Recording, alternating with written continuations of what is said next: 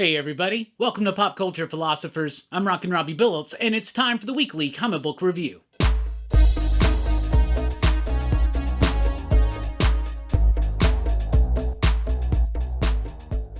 That's right, everybody. Thanks for checking out the video. I am Rockin' Robbie Billups. This is the weekly comic book review. It's the show where I read a lot of comic books, and I'll let you know what I thought about them. But first, I want to invite you to like this video, subscribe to this channel if you haven't already, and be sure to share it with everybody you know that's into comics. If you think it could be a benefit to them, it really helps us out here, and we appreciate it. But we always start with a pick of the week, and this week's pick of the week, Ice Cream Man, issue number 31. Another issue of Ice Cream Man, another pick of the week. This is just simply put, to me, the best comic on shelves. There are amazing comics out right now. We are avalanched in a swarm of fantastic comic books. But Ice Cream Man always seems to rise above and beyond the rest because it is one of the most compelling, mysterious, quirky, intimate, and truly human stories out there.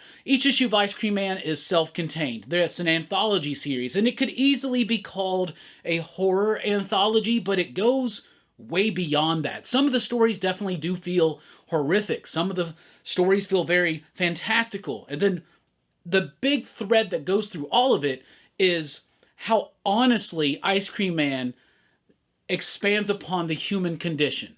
Like, it 100%. W. Maxwell Prince, the writer, Martin Morazzo, the penciler and the illustrator here, Chris O'Halloran, the colorist, and good old Neon, the letterer, they all work in conjunction together to deliver one of the most true statements on the human condition in comic book history. Seriously, fantastic stuff. Each issue of Ice Cream Man, like I said, self-contained, so you can jump into any single one.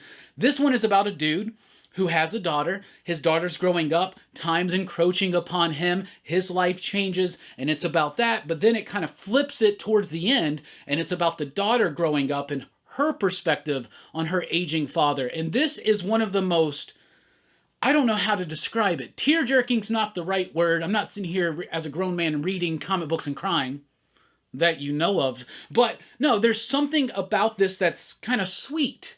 Compared to other issues of Ice Cream Man, this one is very sweet, but at the same time, sad. Sweet and sad. That's life. That's what Ice Cream Man captures. That's what it meditates on. That's what it's trying to deliver, and it does it in spades every single frickin' time. Ice Cream Man, pick of the week. Hands down. Pick of the week. Also from Image Comics this week, we got Rogues Gallery, issue number 1. So this is a brand new comic book called Rogues Gallery. It's co-written by Declan Shalvey, but it's written by Hannah Rose May with artwork by Justin Mason, Triona Farrell on the coloring. It's got some pretty cool artwork, actually. The artwork's pretty cool, and is it a superhero book? Not really. It presents itself at first as being a superhero comic, but then you find out that the superhero stuff you see in the beginning is actually these comic book nerds watching a TV show based on one of their favorite superhero comics, right? And most of the people in this group are not pleased, and they all blame the one woman who's playing the Red Rogue or whatever it is, whatever this character is.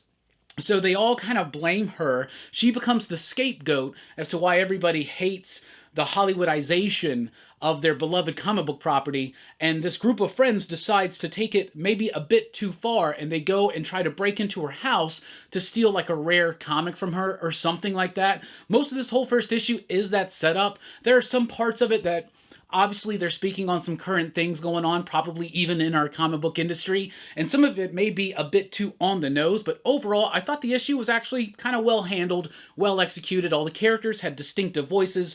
They all kind of worked. They were all fully realized, and the artwork was pretty solid throughout. I may definitely be coming back for a second issue to see how this story is going to develop. Then we got Do a Powerbomb, issue number 2 from Daniel Warren Johnson. Mike Spicer, I believe. Yes, Mike Spicer on the coloring. I loved the first issues of this.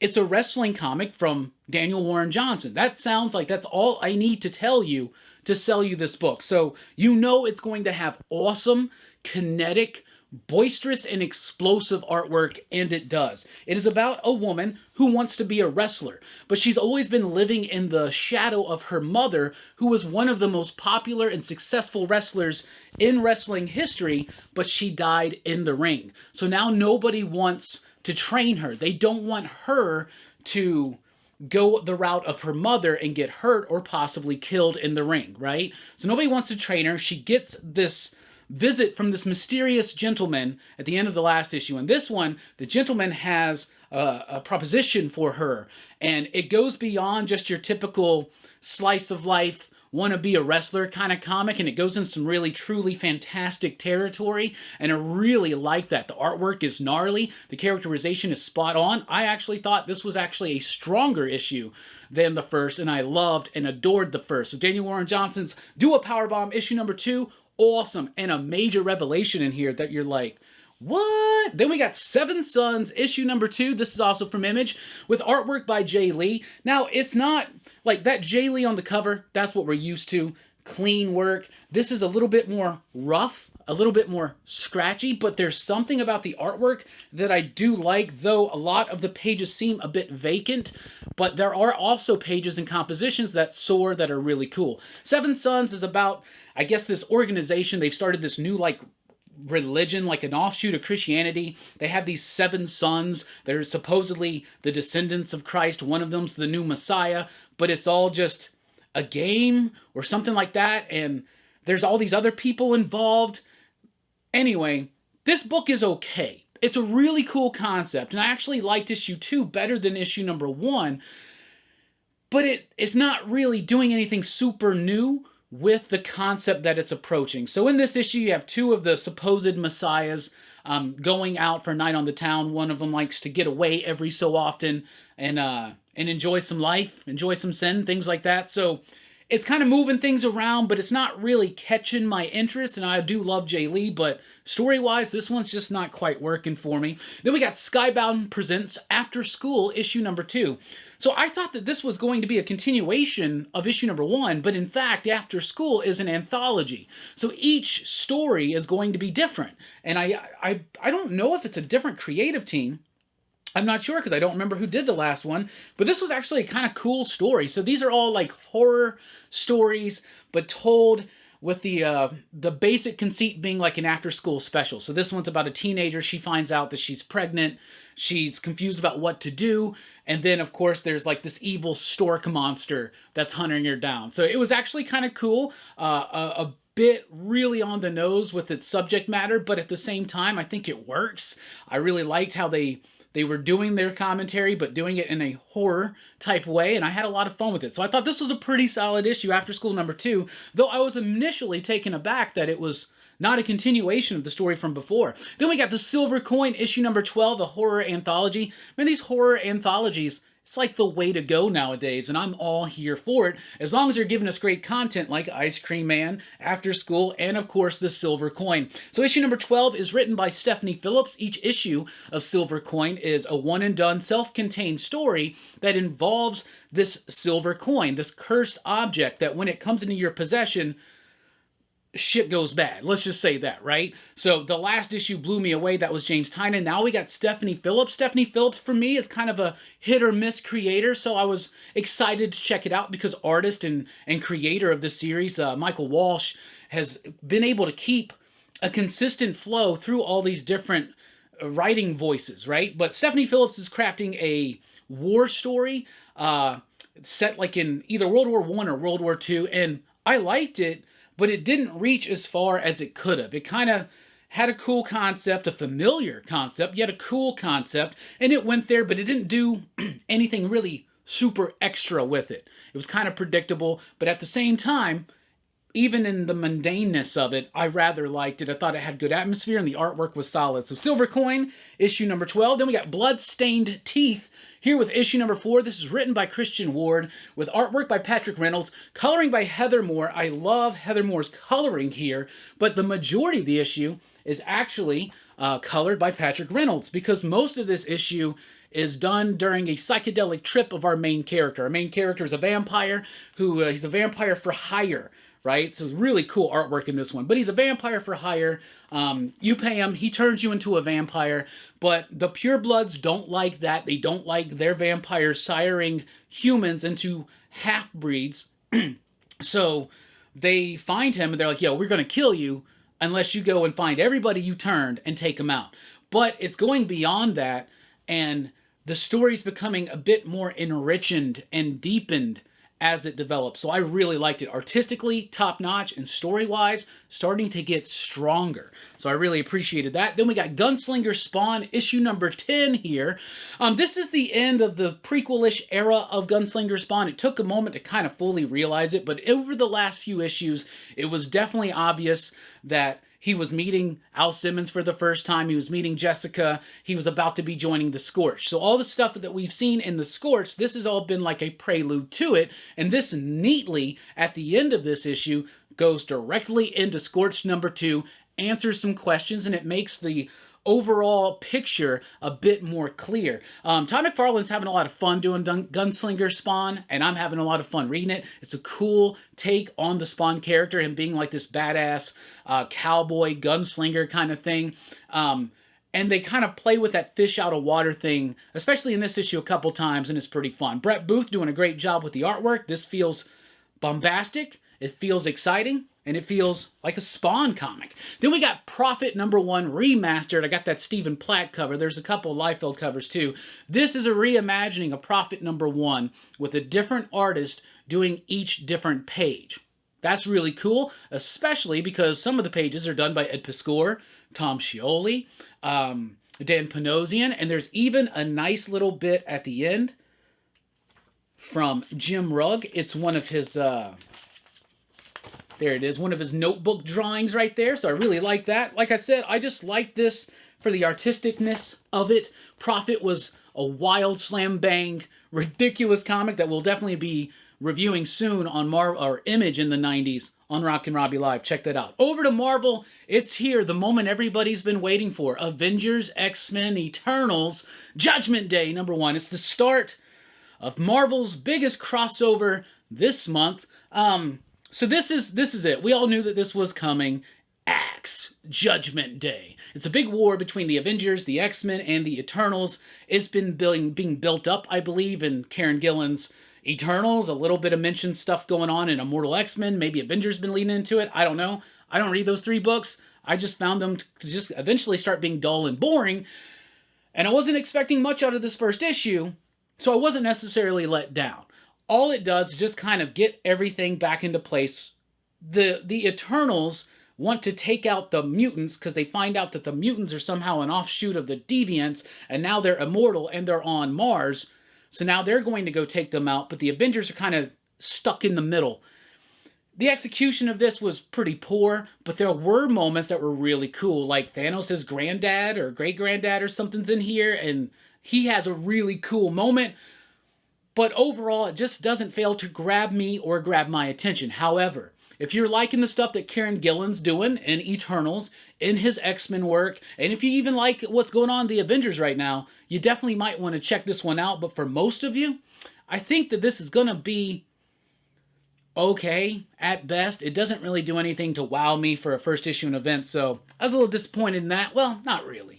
Not really, let's be honest. I almost said New Avengers. New Fantastic Four issue number 2 is here. Peter David is doing the writing. Alan Robinson on the artwork. Artwork is okay. It's got some cool moments. It's aided by Mike Spicer's coloring here.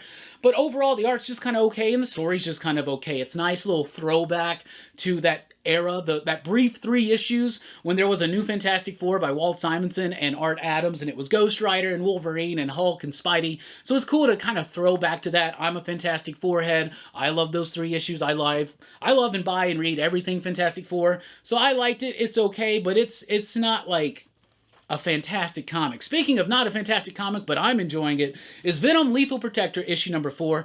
This book is dumb. It is dumb fun. And all it's trying to do is go back to the day when David Michelinie was writing Spider-Man and Venom Lethal Protector, and Venom was a little bit more simple, and it was a little bit more of a gag and just a jokey thing and silly, and that's what this is. So it's not approaching it very seriously, but it is David Michelinie coming back. I mean, it's dumb.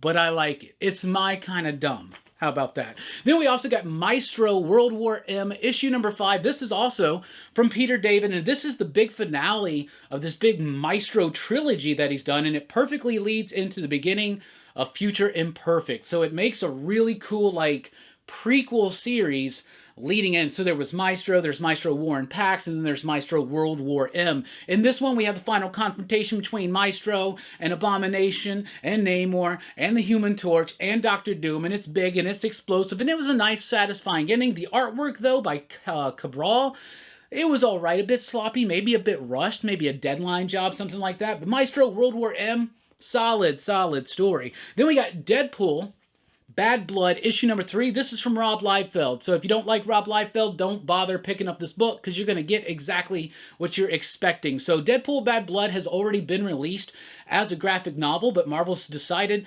to serialize it as a 4-issue series. I believe there's 2 new pages per each issue. It's probably the first and last pages to add in like a recap and a cliffhanger if I had to guess, but I don't know for sure. I am rather having fun with this book. I don't expect much out of it. There's some really cool bits from Rob Liefeld in here and some bits that don't quite work. So all in all, Liefeld fans, you definitely want to check this out. Deadpool fans, you definitely want to check this out. It's the creator of Deadpool returning to the character he helped make famous, and here you go. So it's got some sloppy bits, but it's got some bits that really work for me. Let me show you one that really works for me. That's a pretty cool one. You know what? I actually like this double-page spread. I really do. I like it a lot, and there's a certain thing that's going on. There's some kind of like texture that's given this stuff. There's a lack of backgrounds, but there's like a digital texture to it that I think really works on Rob Liefeld. So there you go. From IDW, we got a big launch. One of the biggest launches of IDW's history probably is Dark Spaces Wildfire, which is starting IDW Originals, where they're bringing in some top-notch talent to do some original creator-owned. I don't know if that's actually creator-owned. Maybe it's creator-owned. It is creator-owned. Look at that. So this is by Scott Snyder and Hayden Sherman. I know, Hayden Sherman just released a new book last week, Above Snakes. It was awesome. And Hayden's got a new book coming out next week, Blink, from Oni Press. What? 3 books from Hayden Sherman back to back. Hayden is one of the most prolific artists out there and one of my favorite artists. The style from Hayden Sherman has evolved. I've seen it evolve through the pages of Wasted Space. I've seen it evolve through series after series that they've done.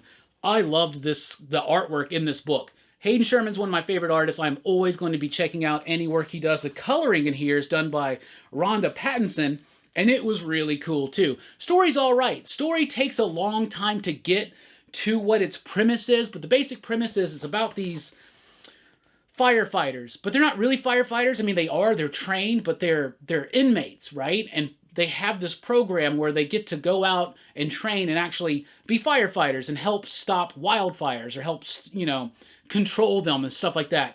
Meanwhile, one of them knows that there's a house in the path of this wildfire that belongs to this rich mob boss or something, and they kind of cook up this idea to perform a heist before the fire hits the house. No evidence, nobody gets in trouble, right? That's their plan, but it takes a long time to get there. Scott Snyder spends a lot of time building up the characters and some more of the information. Scott really well researches his stuff, and he likes to show that to you. So if he researches how to contain wildfires, and if he researches about firemen and firewomen and fire people, if he researches all that, he's going to put as much information in there as possible. But Hayden Sherman's artwork keeps it fresh, keeps it popping, along with that coloring from Pattinson. So it was a pretty solid book. Didn't completely win me over, but that artwork is some of the best on the page. Also from IDW, we have Godzilla vs. Mighty Morphin Power Rangers, issue number 4. We got King Ghidorah in the mix now, as we can see on the cover. So you got King Ghidorah versus Godzilla and the Megazord, and it's not trying to do anything big with character development. It's not trying to blow your mind with cool concepts or outlandish imagination. It is just putting these toys together and slamming them together in a very bombastic sort of way, and it works. So what more can you ask for? And then we got Usagi Yojimbo issue number 29. This is starting a upcoming multi-part story that I just started reading Usagi again on the last issue because I heard they were all self-contained. This one's not a self-contained story, but even if you haven't read any stuff before, you can jump in right here. Stan Sakai is a brilliant cartoonist, continuing to do what he's been doing for decades. A great tale about a samurai rabbit named Usagi. In this one, in the last issue, there was these people that were after this guy, and they wound up killing him, but Usagi and his cousin, who's rolling around with them, they now take this mission to take this possession to this dude in the town. So they do that, but there's a lot more going involved. They got ninja bats coming after them. Turns out they actually have something that's a pretty big deal, and we got a return character from when I was reading Usagi back in the day, so it was really cool to see her. Usagi Yojimbo 29, though, absolutely fantastic. Let's jump over to DC. And from DC, we have Black Adam, issue number 2, the second part of a 12-issue series written by Christopher Priest with artwork from Rafa Sandoval. Artwork's pretty solid in the book, but it doesn't quite win me over. There's a lot of, like, political and government jargon there that's a little bit hard to decipher, and it kind of pulls you out of it just a little bit.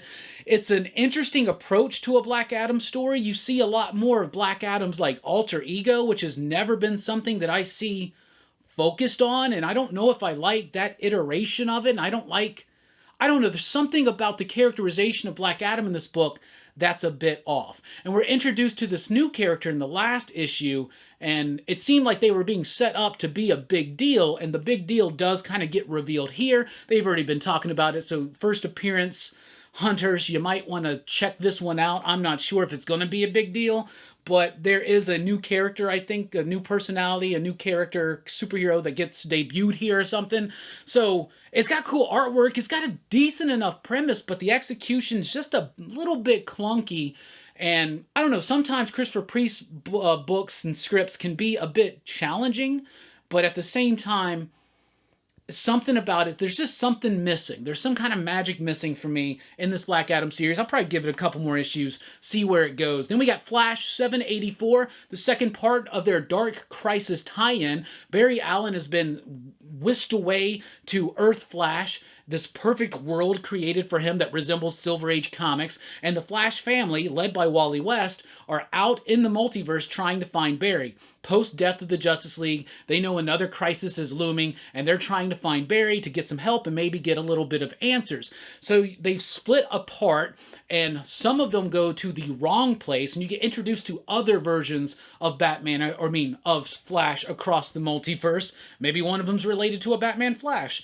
So there's that. And then the other, so they're basically trying to find Barry Allen. So you're getting to see these different worlds, these different ways of interpreting Barry Allen and the Flash, and that's interesting and that's fun. It was a pretty solid book. It's not essential to your understanding of Dark Crisis, but it is a pretty solid tie-in that actually has some stakes of its own. Then we got Dark Crisis Young Justice issue number 2. I thought the first issue was okay. It wasn't perfect. It didn't wow me completely, but I do love Young Justice from back in the 90s, the Peter David, Todd Knox stuff. I was reading it, I was digging it, so I was excited to kind of go back to that and look into it, and I thought the first issue was a nice, fun throwback for Young Justice fans. Issue number 2 is a slap in the face to 90s Young Justice fans. I felt insulted, I felt belittled, and I did not like this comic whatsoever.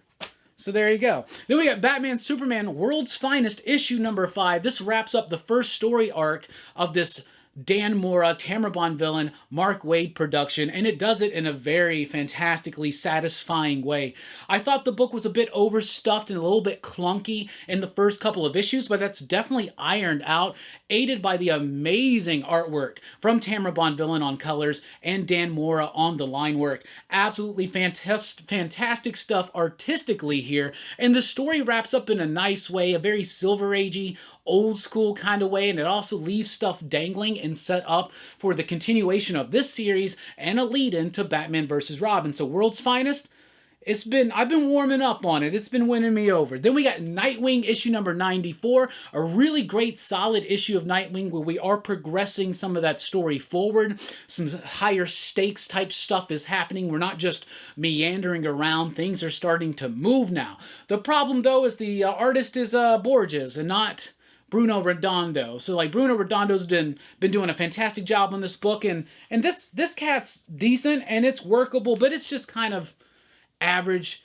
generic, and it's just okay. But the progression of the story I really like. So if you've been loving what Tom Taylor's been doing on Nightwing, this is a nice stepping stone where we're moving it forward a little bit further. Then we got Jurassic League, issue number 3, Juan Gideon, Daniel Warren Johnson, and in this issue, a new artist. So this is not Juan Gideon, who had done the first 2 issues. This is Rafa Garis, and I like the artwork, but it is way different and way more busy and way more cluttered than what Gideon's artwork was.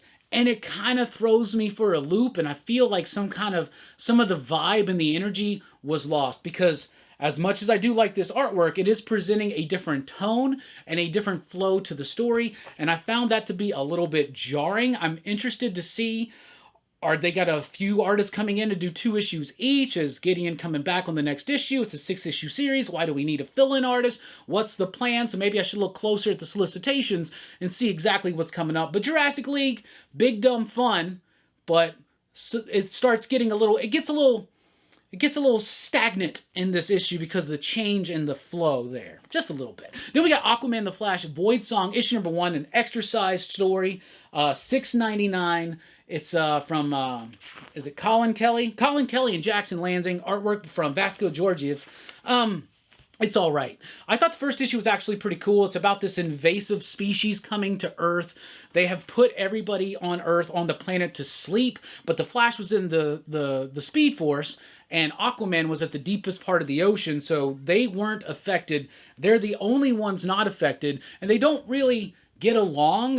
You don't really see Aquaman and Flash kind of teamed up very much. So in the first issue, I thought they did a great job of capturing those personalities, putting them in the situation, forcing them to be together, and working off of that dynamic. In the second one, though, they kind of go a little over hard with it, if you will. So on this one, they're trying to push the conflict in it too much, and it kind of throws me off and for a loop. And this one doesn't quite utilize the space like the first issue did. The first issue, even though it was an extra-sized issue, it felt like it had a nice flow to it. This one, though, doesn't, and it feels overly long. So it was just okay. Then we got Blood Syndicate, issue number 3. I've been liking this series from Jeff Thorne, Chris Cross and Company.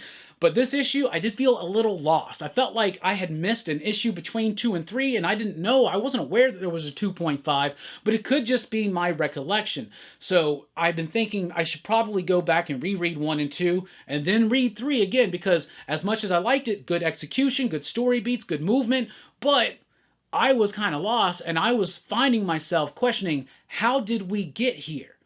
So that was my only problem with that one. Duo, issue number 3. I'm liking this book. I'm liking it more and more each issue. It's about these 2 partners, these 2 lovers. They're scientists. They're creating nanotechnology. Somebody finds out about it. They try to put an end to it. And then while trying to destroy this nanotechnology, the woman partner gets killed, right? But the dude doesn't. He's healed because now he has the nanotechnology inside of him and also the consciousness of his dead girlfriend. So that's like a pain in the ass, right? But the way it's handled here is really fun, kind of light, but serious at the same time, and it's got a great flow to it. Duo's one of those books I thought I'd read a couple issues and be out of it quick. I'm really engaged in Duo right now. Moving on, we got Artists Elite Presents issue number 1. So we talked about the primers that they had. This is a bunch of artists getting together to create their own characters and do it in an anthology. So each issue of Artists Elite is going to have 3 stories. And this one, we got Brett Booth doing, what is it? The Lost Serpent Prince. Story on that was a little bit kind of like, it's all right, but there's just a lot of exposition. But it is some really cool artwork. And as much as I'm loving his artwork on Gunslinger Spawn, this looks like Brett Booth took some time with it. And it's some really solid Brett Booth artwork. Then we got Tyler Kirkham's Final Boss. That one was okay. I think it spins directly from the little tease in the primer, red or blue, whichever one it was in. So I felt a little lost in that, but it was all right and the art was okay. And then Ali Garza's Sandwiches at the end. This was a breeze to get through. Not a lot of dialogue, a lot of colors, a lot of interesting kind of things going on. So out of all of them, I really like the Brett Booth bit the most, but overall I thought it was pretty interesting. The next issue won't continue these stories, but will introduce some new ones, but these stories will continue in future issues of Artist Elite Presents. I thought it was pretty solid. From Dark Horse Comics, we have Shaolin Cowboy, Cruel to Be Kin, issue number 3.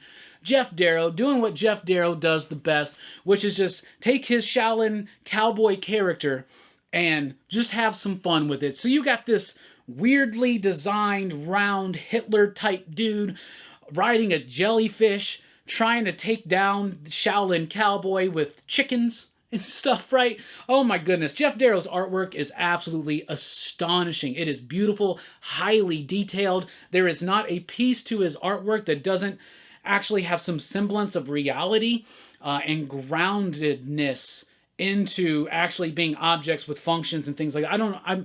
His artwork's awesome and everything looks real and like it has a purpose.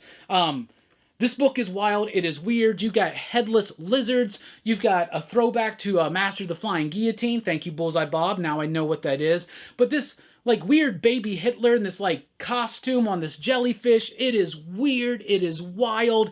And it is my kind of comics. Amazing artwork, seeing things that you haven't seen before. The way that Jeff Darrow can navigate the action sequences is absolutely phenomenal to me. The detail, there's so much per page, and I love what Dave Stewart's been doing on the coloring. Of course, he's got like 18 assistants, but I really like this book. If you've never read Shaolin Cowboy, just pick up one, start reading. It's just a bonkers wild ride. It's super fun. Then we got The Lonesome Hunters issue number 2 from Tyler Crook. I really liked issue number 1. It's about an old guy who's got this mystical sword. He's had it hidden away for a long time while the evil's been kind of subsided, but now he has been found out, right? So he has to go and help this young lady at his apartment complex. Her friend or dad or brother or something has been possessed by this magic magpie, and so he has to take the sword out and use it, but now that the birds know that he's there with the sword, which they think is missing, now it just ramps up everything. I really like this book. It's a nice breeze to read. The artwork is super solid. Colors could be a bit murky because there's a lot of times where the foreground are the same colors as the background, but luckily the line work is strong enough even within this style that it really does kind of work, and that's not really a problem whatsoever. So if you're a fan of Tyler Crook and you're familiar with his work, you'll definitely want to check this out. But if you're just a fan of good, solid, supernatural horror type stories based in a grounded reality, definitely check out The Lonesome Hunters. I thought that was dope. Then we got Hellboy in the BPRD. Time is a River. This is a one-shot comic, and it was all right. The artwork from Mark Laszlo was really good. I liked the artwork a lot, but the story was just kind of generic, and it was okay, and it was kind of difficult to get into or really follow. But like I said, it had some amazing artwork, and it was a decent enough one-and-done, self-contained Hellboy story, but it wasn't one of the better ones. It was decent. It was okay. From Dynamite, we have Madballs versus Garbage Pail Kids. Cue nostalgia alert. I was a huge fan of Madballs. In fact, I got my dust brain right there, pulled it out specifically for this purpose. But Garbage Pail Kids versus Madballs, this book is just dumb fun, and it's having so much fun doing it. The artwork is absolutely amazing, a really cool kind of underground indie type style, cartoonish. I really liked it. Kind of reminded me a little bit of like, say, Eric Powell or something, and the artist is the colors too. So, and by the way, that is Jason Crosby. It's written by Jolly Fish. I liked it though. It's a bunch of like short little stories, not taking itself too seriously. I mean, what? Do you want Madballs versus Garbage Pail Kids to be Mouse? No, it's going to be exactly what it should be. Nostalgia bait, but fun nostalgia bait. I had a lot of fun with that. Speaking of having fun with a book, I got Nyx issue number 8. 8 issues, I'm still reading Nyx. I didn't really think I was going to stick with this series so long, but I kind of like it. It's a book Christos Gage is writing. It doesn't take itself too seriously, but it does kind of ramp up the action. I really like this twist that we've gotten into this story where, so she's like half chaos demon, half human. She's trying to live a human life, but her chaos demon dad, who's like the god of chaos, has sired a bunch of kids. He's tricked her into raising them for him. She's come up with this clever way to do it through time travel. And so she did that in the last issue. And in this one of those kids starts expanding their consciousness maybe a bit too fast, and there's some hard decisions that have to be made here. So for a book that's been kind of light and fun and just filled with TNA, this one actually has a nice moment where it's actually reaching to do something a little bit more real. And I like that. I thought that was cool. But not reaching too far. This book understands what it is, and it's safe and secure with what it is. Nyx, number 8, pretty solid. Samurai Sonya, issue number 2. I thought issue number 1 was a cool setup. It's basically the Red Sonja character, but in a Japanese samurai setting. So that's a simple enough concept. But in this issue, I really liked it because she's being plagued by this talking monkey, and it's just like it can read her mind. And so like you're learning a lot about the character, her past, her motivations. And then the way that it ends, I was just like, I laughed out loud. I was like, ha! So I liked it. I rather liked it. Samurai Sonya, issue number 2. From Scout Comics, we have She Bites, issue number 1. This is a brand new vampire story. Lots of vampires making their way back into comics again. But She Bites is about a little girl vampire. She's actually 100 and something years old, but she has the body of a young girl. So she can't buy cigarettes, she can't buy alcohol, things like that. So she has to hire a babysitter, basically a human familiar who's going to be able to do that kind of stuff with her. I really liked this issue. I thought it was a really solid introduction to this concept, to these characters, to this world, and it does it with some really solid artwork. And it's not afraid to get brutally violent when it needs to. So I thought it had a little bit of nuance, but I also thought it was just a really nice, fun read, cool concept, and a great execution through the artwork. She Bites number 1 from Scout was awesome. Last week we had By the Horns, Dark Earth, issue number 2, and I did read it last week, but I left it on the table in there, so it wasn't in the stack, and I forgot to review it. But By the Horns, Dark Earth, they are continuing the momentum in this story established in the first arc. I absolutely love this book.